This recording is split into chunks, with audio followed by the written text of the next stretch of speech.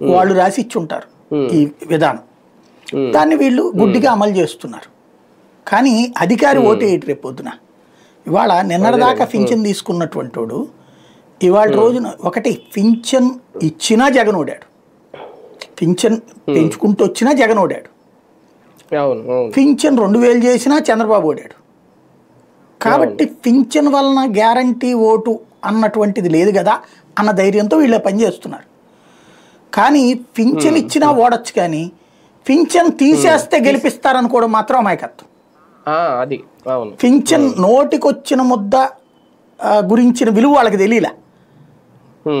మొన్న నష్టపోయినటువంటి వాళ్ళు ఇప్పుడు పేదలు నవరత్నాలు ఇచ్చిన విలువ తెలియలేదు వాళ్ళకి. ఇవాళ తెలుస్తోంది తీసేస్తున్నప్పుడు.